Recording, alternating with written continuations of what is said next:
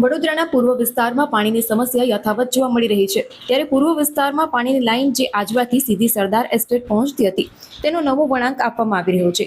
એ નવી લાઇન નાખવામાં અંદાજિત 100 કરોડથી વધુનો ખર્ચ કરવામાં આવશે, પરંતુ પહેલા લાઇન નાખવા માટે હાઈવે ઓથોરિટી દ્વારા મંજૂરી નથી આપવામાં આવી, એટલે આ નવો વળાંક આપવામાં આવ્યો છે, એવું પાલિકાના અધિકારીઓ દ્વારા જણાવવામાં આવ્યું હતું। જોકે આ સમગ્ર મામલે કોંગ્રેસ નેતા આશિષ જોશીએ ચેરમેન વર્ષા વ્યાસને પત્ર લખ્યો છે। જે નવી લાઇન નાખવામાં આવી રહી છે એ કોઈપણ નાના વ્યક્તિને, અભણ વ્યક્તિને પણ ખબર પડે કે આ લાઇન બેન્ડ કરીને તમે ગોલ ફરાઈને 1.5 કિલોમીટર અલગથી નાખો છો 90 ડિગ્રીના એલ્બો મારીને, તો એ તમને ગ્રેવિટીનું ધોરણ જળવાવાનું નથી।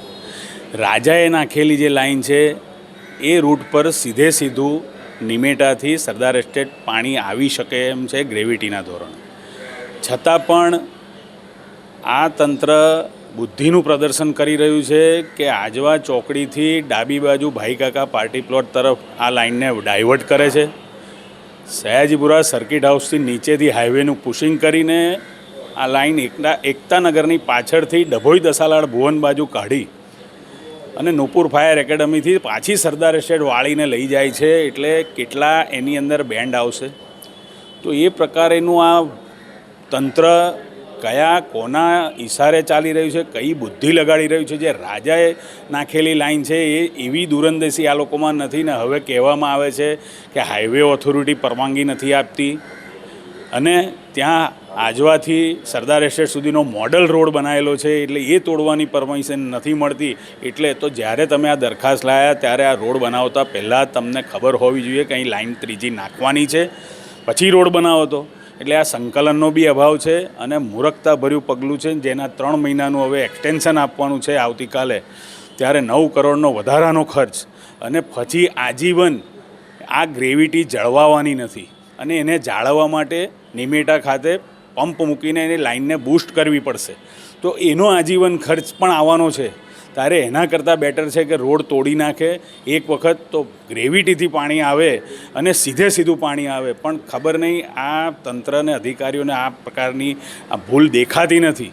અને પૂછવાથી એવું કહેવાય છે કે કન્સલ્ટન્ટનો બી અભિપ્રાય છે કે આ 90 ડિગ્રીના 3 એંગલથી બેન્ડ વાગવા છતાં બી પાણી ગ્રેવિટીથી મળવાનું છે। શું લાગે છે કે કેમ એન્જિનિયર્સ દ્વારા પણ આ કામને મંજૂરી આપવામાં આવી છે? શું કારણ હોય શકે?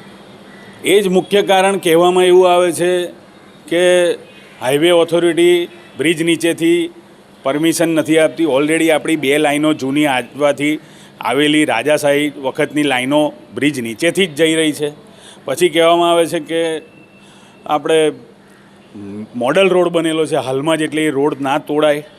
ખરેખર અમારા પૂર્વ વિસ્તારને કોઈ પનોતી લાગી હોય એ રીતેની વાત છે આ, કારણ કે કોઈ વખત સંજય શાહ હતાપીના આ નવી લાઇનને 6 મહિના સુધી રોકી રાખે છે, કોઈ વખત કેનાલમાં ક્રોસ કરવાની પરવાનગી નથી મળતી, હવે કહે છે ભાઈકાકા પાર્ટી પ્લોટ પણ લાઇન રોકી રાખી છે, કોઈ કહે છે કે હાઈવે ઓથોરિટી પણ નથી આપતી પરમિશન, અને રોડ શાખા જે મોડલ રોડ બને છે એ બી પરમિશન નથી આપી। તો તમે આ લાઇન નાખવાનો પ્રોજેક્ટ બનાવ્યો ત્યારે તમને આ બધું યાદ આવવું જોઈએ। આ પ્રોજેક્ટ મેનેજરોની ભૂલ છે અને પછી થર્ડ પાર્ટી ઇન્સ્પેક્શન કરીને એવું કહે છે કે આખું ગોલ ફરાઈને બી જો ગ્રેવિટી રહેશે તો આ મૂર્ખતાભર્યું પગલું